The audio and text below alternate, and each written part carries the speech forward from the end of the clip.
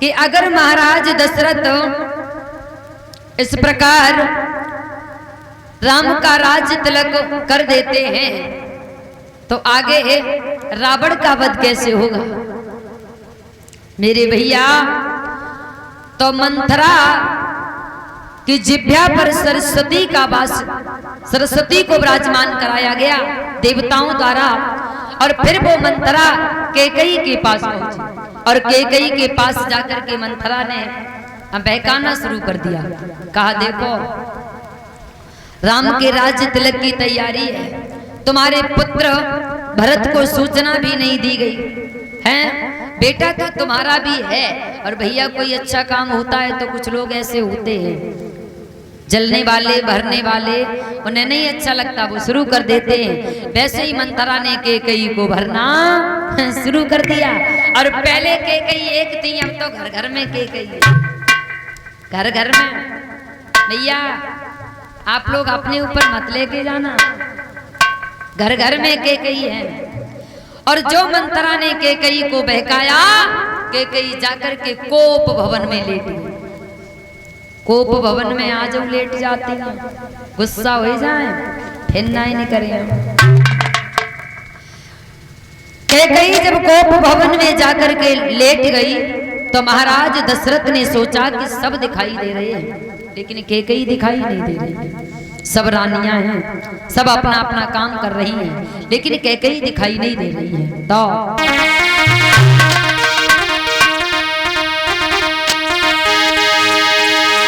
कोई मन में करो विचार भूप के कोप भवन तक आए।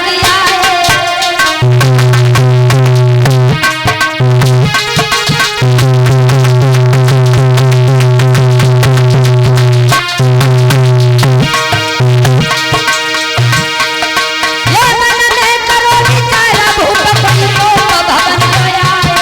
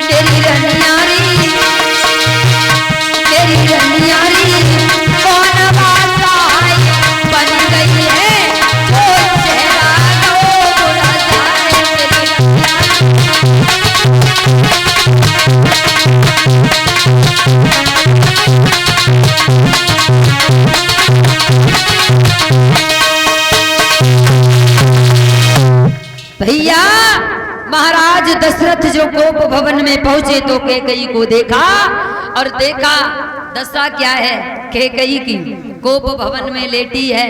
कैसे लेटी है कि अरे बने सर के बार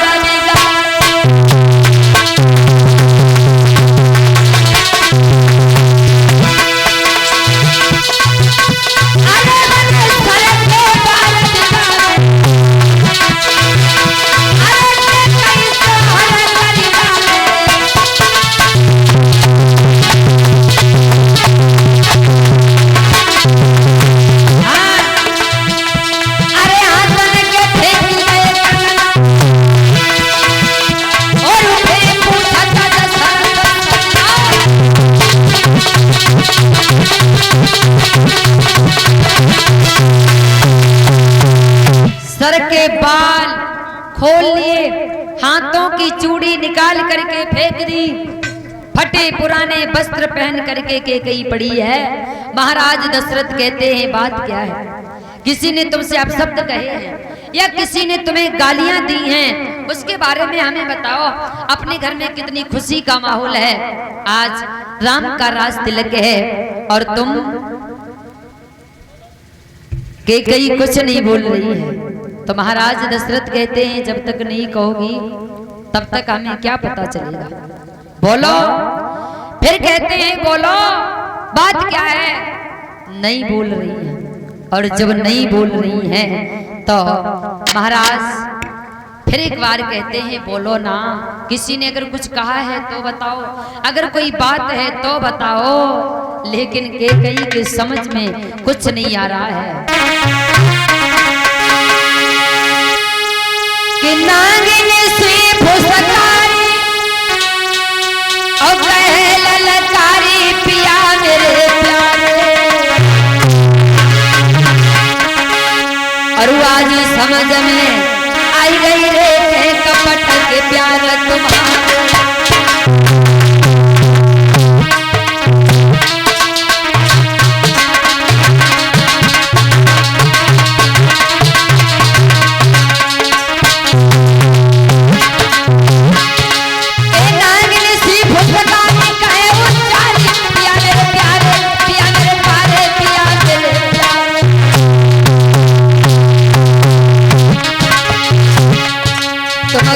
कपट को क्या रंगे आई समझ हमारो।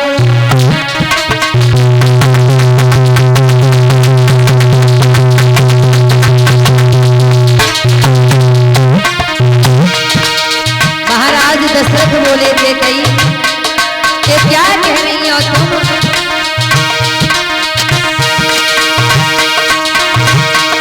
महाराज बहुत समझाई मैं